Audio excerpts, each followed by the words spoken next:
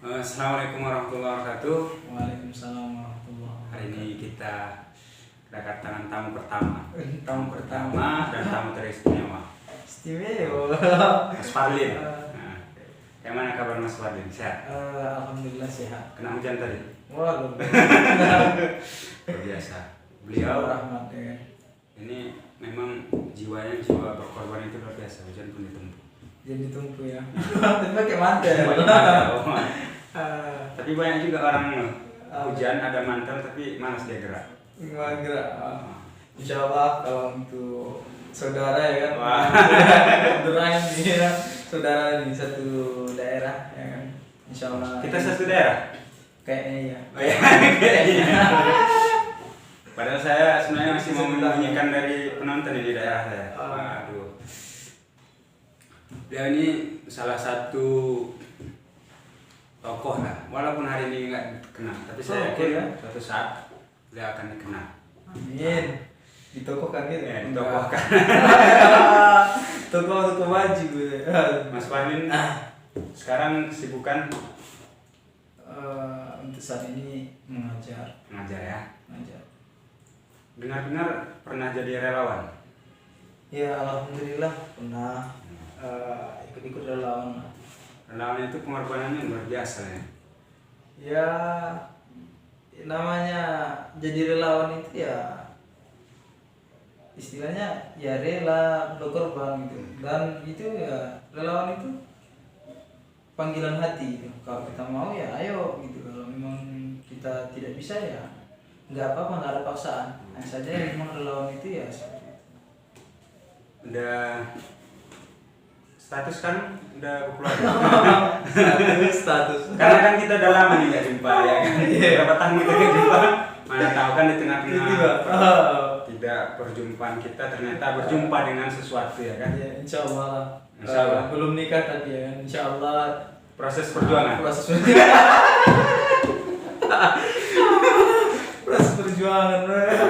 Proses perjuangan untuk menjadi relawan ya kan. Iya betul Penonton paham. Proses perjuangan. Penonton kita baik-baik insya Allah. Insya Allah. Nggak ada buzzer di sini. Kira-kira selama dulu jadi relawan, kesan yang paling luar biasa itu tertekan atau bahagia? Ya kalau saya ya secara pribadi itu ya saya bahkan senang, nyaman di relawan itu karena memang di situ tidak ada paksaan.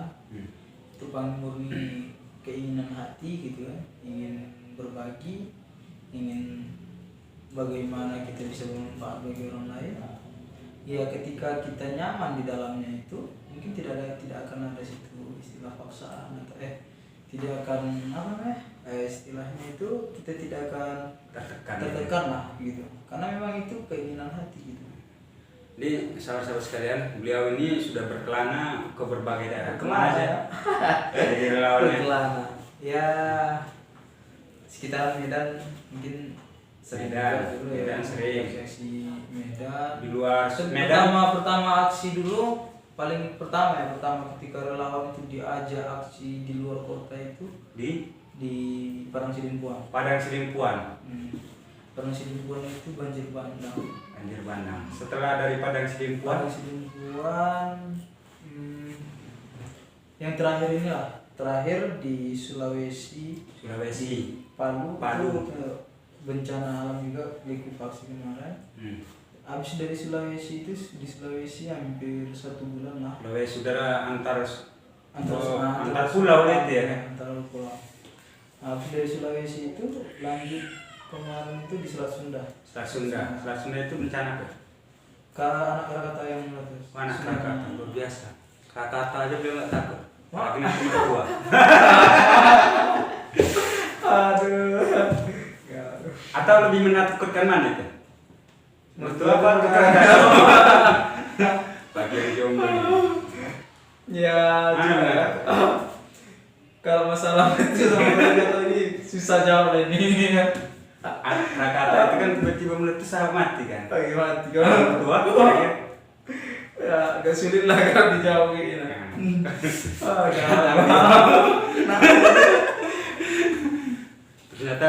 dia. Takut betul. Kan takut mertua. Mungkin belum pernah jadi relawan untuk mendatangi mertua. Insya Allah segera. Kita doakan. Amin. Amin. Tulis komentar amin di bawah agar beliau segera selesai perjuangan. Insya Allah. Jadi kalau fenomena sekarang ini kan kita lihat di kalangan masyarakat itu banyak yang kadang-kadang merasa cukup dengan dirinya sendiri. Mungkin ada yang bisa Mas Parlin sampaikan secara pengalaman apa yang membantu kita rasa kepedulian kepada sesama itu. Oke, ya yang pertama ketika kita menjadi seorang relawan itu sebenarnya tidak harus menjadi relawan, itu tidak harus dia berkelompok, sendiri pun kita bisa menjadi relawan. Contoh ketika kita di jalan melihat ada orang contohnya nih gitu, atau kehabisan bensin atau bannya bocor gitu. Kita bantu, itu sudah menjadi bagian dari relawan. Dia itu adalah relawan. Nanti kalau malam-malam jam 2 begal kita jawab. Nanti ini maksudnya biar penonton juga apa kan, nanti tiba-tiba penonton ini baik-baik kali kan malam jam 2 keluar orang jalan ya kan, ayo naik ya padahal bawa pisau ya kan. Ya istilahnya seperti maksudnya yang wajar-wajar ya kan. Ya itu tadi, menjadi relawan itu tidak harus ramai-ramai gitu. Sendiri pun kita bisa menjadi relawan. Dan ramai, kalau kita ramai-ramai lebih baik, lebih enak dia mungkin ya kan. Jadi kerjanya itu kerjasama gitu. Lebih banyak nampak wajah orang lain gitu kan. Tampang-tampang orang bisa kita kenal. Senyumnya banyak gitu kan. Sekarang ini kan proses yang terjadi di masyarakat itu, kalau kita perhatikan di sekitar, misal kadang-kadang mungkin ada yang nggak makan gitu kan. Malah kita sebagian itu nggak peduli gitu, atau bahkan ada anak yatim yang kurang mampu atau apa, kita itu bukan nggak tahu sebagian, tapi abai begitu. Itu kira-kira kalau jadi relawan bisa nggak itu berubah sifatnya? Ya itulah, secara ini kita memang sudah menjadi harus kewajiban kita ya sesama manusia, terutama di kita contoh nih di kita muslim gitu ya, kita harus membantu sesama gitu. Itu sudah kewajiban kita. Jadi di sini terkadang memang banyak ada rasa kepedulian itu, banyak yang tidak mereka ini gitu, malah mereka kesampingkan gitu. Padahal kadang dia bukan orang yang kekurangan gitu, bahkan mobil 3 gitu. Jadi bukan malah ngasih, kadang-kadang malah ngambil gitu. Itu kepeduliannya kayak mana? Kira-kira ada yang mau disampaikan kira-kira, mana tahu kan? Bisa para penonton mungkin ada tips mungkin Ya, untuk menimbulkan kepedulian itu. untuk menimbulkan kepedulian kita itu ya yang pertama ya tentang ketaatan kita kepada Tuhan kita. Ya kalau kita taat kan semua sudah diatur. Harta kita itu bukan milik kita gitu, milik kita gitu. Bahkan dalam harta kita itu ada hak orang lain. Iya. Kalau kita ingin betul-betul taat, maka andaikan setiap orang yang punya harta lebih mereka keluarkan, hak orang lain di dalamnya itu mungkin bisa jadi ya, bahkan Indonesia ini mungkin bisa jadi menjadi Indonesia yang makmur. Luar biasa. Jadi orang-orang yang anak-anak yatim tadi mungkin bisa jadi tidak ada yang terlantar gitu, tidak ada yang kekurangan gitu. Andaikan memang mereka patuh dengan taat ini gitu, dengan ketaatan kepedulian itu ya. Jadi teman-teman sekalian, sebenarnya krisis ekonomi kita yang hari ini terjadi atau beberapa tahun terakhir ini, kemiskinan itu mungkin karena diantara salah satunya kekurangpekaan diantara kita untuk saling berbagi mungkin. Sepakat kira-kira? Iya, sepakat. Kalau terkait itu saya melihat ya, memang itu tadi kurangnya rasa kepedulian peka terhadap kondisi lingkungan sekitar gitu. Akhirnya apa? Ya terabaikan gitu. Bahkan tak jarang kita jumpai gitu kan orang-orang yang di jalan itu terlantar gitu. Kalau andaikan mereka yang punya kekayaan itu bisa membantu mereka, kan sudah terselamatkan dari ini. Gini, kalau Mas Parlin ini kan sudah langsung terjun ke lapangan, ke tempat bencana itu, melihat kondisi di sana. Kalau kita mungkin lihat di jalan-jalan aja nggak ada bencana. Kira-kira perasaan Mas Parlin ketika terjun di lapangan itu, melihat situasi kondisi masyarakat di sekitar yang ada di situ, apakah di Palu, di Selat Sunda, atau di Selingkuhan, kayak mana kira-kira? Ya, yang pertama kita rasakan ketika kita sampai di situ, ya sedih ya. Ya pasti sedih melihat kondisi seperti itu gitu. Karena hampir yang kita jumpai itu ketika kita di lapangan, ya orang-orang itu semua ya orang-orang yang membutuhkan bantuan gitu. Itu tidak bisa kita mungkiri, dengan sendirinya kita akan merasa sedih. Ya harus merasa jadi senasib sama mereka. Iya, kita akan merasakan seperti apa yang mereka rasakan ketika kita di lapangan itu, karena ya kita memang sama-sama dengan mereka di lapangan. Meskipun mungkin nggak ada ikatan darah ya. Ya, kita sama-sama di situ karena ya kita tidur bareng sama mereka, tinggal bareng, makan bareng dengan mereka, kita dirikan tenda sama-sama dengan mereka, maka ya sama-sama kita jalani gitu. Itu sih kalau ketika di lokasi. Ada nggak kira-kira terbesit entah suatu tekad ketika terjun di situ melihat kondisi itu? Ya tekad yang terbesar itu, ya kita itu kepengennya memang kita betul-betul bisa memaksimalkan kemampuan kita untuk membantu mereka. Itu yang menjadi ini. Dalam hal apapun itu. Contoh keringat, tenaga gitu. Kalau kita relawan gitu kan. Ya tenaga semampu kita bantu. Itu sih tekad yang paling besar, bagaimana yang mengurangi beban mereka gitu. Jadi ketika berinteraksi dengan mereka itu seolah-olah apapun nih mau saya kasih nih agar mereka bisa terbantu segera. Ada perasaan seperti itu ya? Ya seperti itu sih. Karena ketika bencana itu yang kita pikirkan bagaimana membantu mereka, bagaimana memulihkan kondisi ini gitu. Ya secara tidak langsung itu memang jiwa itu kepengennya memberikan semua agar mereka itu kembali bagaimana semula gitu. Tapi ya itu tadi, itu ada kita ya namanya kan nggak bisa langsung instan lagi gitu. Jadi bertahap gitu kan. Ya bagaimana nanti mengembalikan, menormalisasi kembali apanya gitu. Jadi tapi pernah saya kadang-kadang berpikir gitu kan. Kadang bencana itu sudah datang gitu kan. Ya. Tapi kadang-kadang seolah-olah pulih lagi suatu daerah itu, keadaan kepedulian itu di daerah sekitar itu tidak berubah. Ini kira-kira kayak mana begitu? Ya itu tadi. Ya mungkin butuh edukasi tentang pentingnya saling membantu, pentingnya gotong royong gitu kan. Tapi beberapa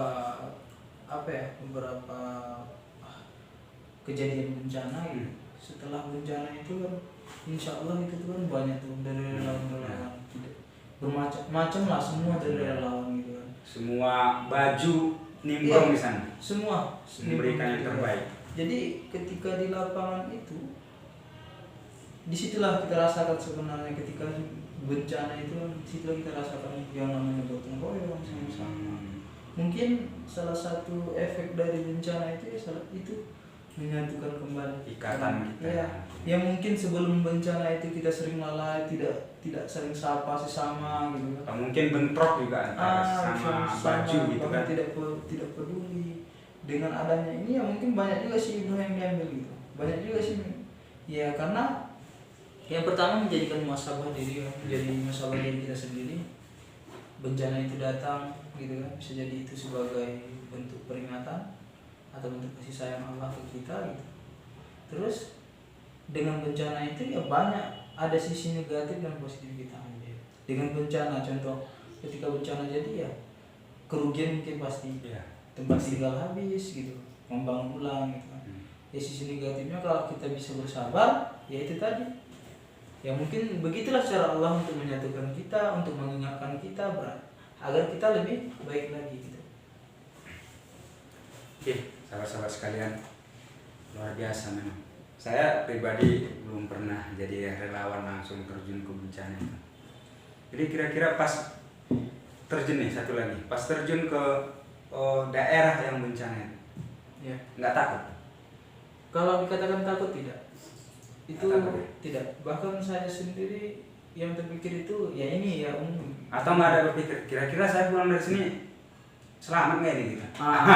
Bahkan Ada saya pikiran berpikir gitu? seperti ini. Ketika saya berangkat, saya berangkat dapat panggilan, antum berangkat gitu kan, kamu berangkat nih ke Sulawesi. Yaudah, jiwa itu langsung yaudah siap gitu kan. Andaikan pun mati pun sudah siap. Itu saya bahkan ketika berangkat andaikan kita kan nggak tahu kondisi, bahkan ketika saya berangkat itu gempa masih sering terjadi dan kita tidak tahu apakah akan datang lagi gitu kan.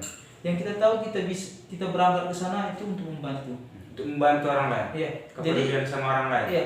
Jadi dengan kondisi seperti itu kita pun sudah siap. Kalau saya sendiri ya pribadi ketika berangkat itu ya saya pikirkan bukannya hidup nggak saya nanti pulang nih. Bukan itu yang saya pikirkan. Jadi apa?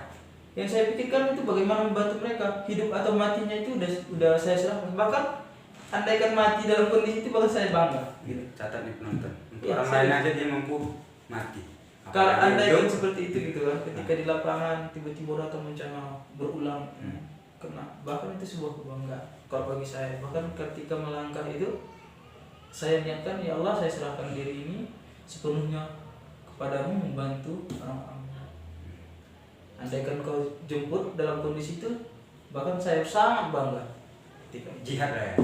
Ya mungkin jihad untuk diri sendiri salah satunya, atau membantu orang lain itu kan jihad terbesar untuk bagaimana diri ini bisa bermanfaat bagi orang lain itu, bahkan risiko seperti itu tidak terpikir lagi gitu. Ya banyak sih, mungkin contoh dari keluarga gitu. Ya keluarga pasti ada larangan lah gitu kan. Khawatir. Kekhawatiran dari keluarga. Kadang-kadang orang ya lebih khawatir lagi orang yang tinggal daripada orang yang pergi ya. Bahkan seperti itu. Kalau kata orang, kuda yang berlari, kita yang sesak napas. Jadi kita yang berangkat ke sana, bahkan orang tua itu beberapa kali hampir tiap malam telepon. Bagaimana kondisi sana? Masih gempa kan? Ya gitu. Masih udah balik aja lah gitu kan. Tapi cuma sedikit saya sampaikan kepada orang tua. Mak, kalau kita niatnya karena Allah, dimanapun kita, apalagi kita membantu orang, insya Allah akan dijaga. Itu saya katakan sama orang tua. Kalau kita membantu orang lain, insya Allah kita akan dijaga. Kalaupun kita mati, insya Allah kalau dalam keadaan baik kita akan selalu berterima. Apalagi dalam kondisi seperti ini. Udah ada orang tua. Tapi besok-besok diingat lagi. Bahkan ada saudara, adik mama gitu kan. Kok berangkat katanya kan? Belum kondisi ke sana gitu. Nanti tiap gempa coba lihat gitu kan. Ngapain berangkat ke sana dulu? Tapi ya itu tadi tekad sudah memang betul-betul lillah gitu kan. Tidak ada kekhawatiran lagi. Itu sih. Oke, teman-teman sekalian, banyak ilmu atau pengalaman yang bisa kita ambil dari Mas Fadlil. Banyak enggak, cuman begitulah Ada. Pastinya ada. Walaupun saya nggak tahu entah apa, tapi pasti ada. Hal yang tadi saya nggak mau simpulkan apa, yang penting tonton, resapi. Bayangkan dulu ini udah siap mati untuk orang lain, apalagi untuk entah apalah. Jadi sekian bincang kita hari ini dengan Mas Fadlil. Dia ini salah satu relawan yang luar biasa. Kalau nggak salah komandan juga ya di sana ya. Ya di 2018 komandan relawan Nusantara Medan. Ya komandan relawan Nusantara, saya komandan masjid. Jelas kita kan. Insya Allah. Mudah-mudahan tadi pengalamannya bisa bermanfaat untuk yang lain. Kepedulian kita. Ya itu sih harapannya. Kita lebih meningkatkan kepedulian